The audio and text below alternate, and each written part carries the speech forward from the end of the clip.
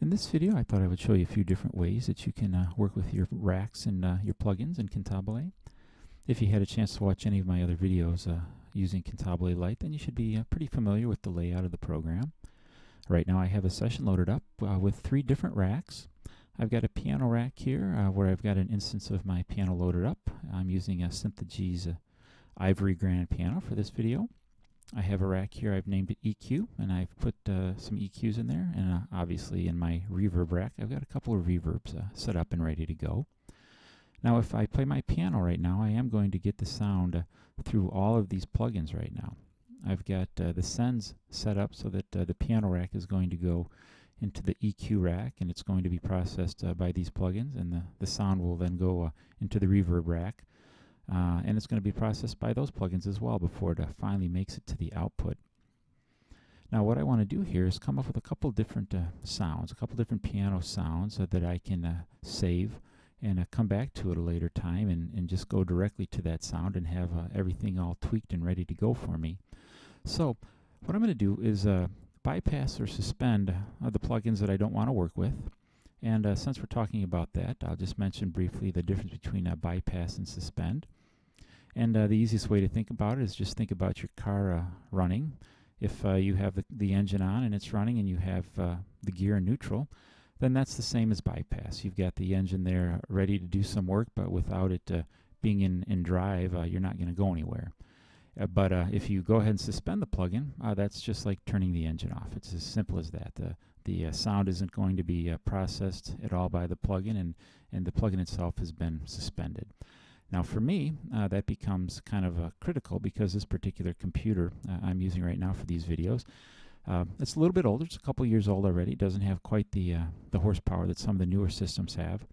So when I get 5 of these plugins loaded up, I'm running at about 33 or 34% with the load percentage down here.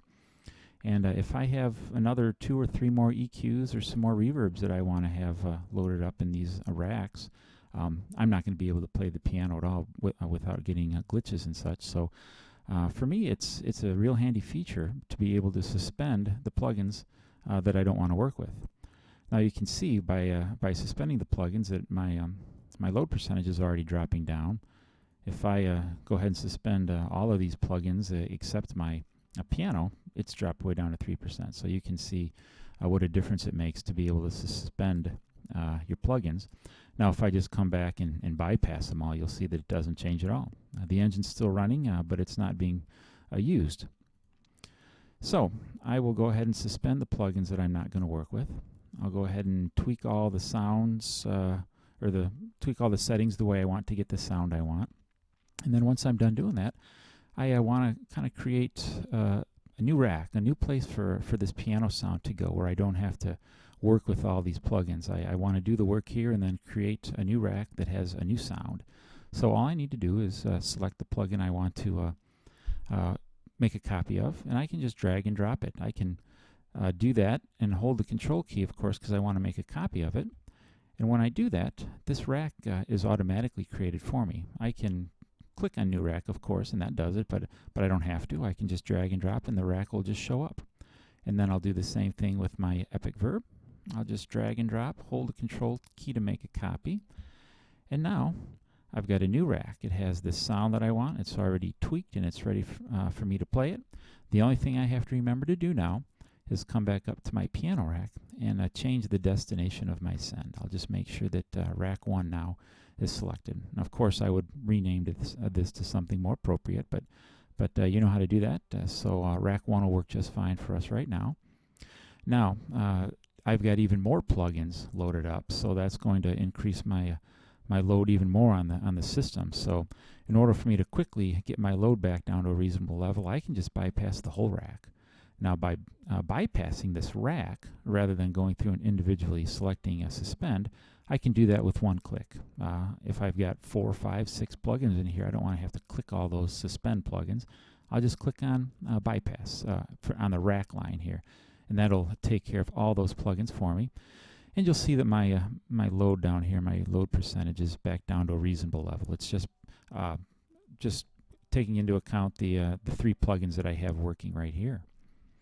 So I can do this as many times as I want. Here I can come back up here and get everything back to a different configuration. Work with this EQ and this different reverb here. Tweak it a little bit.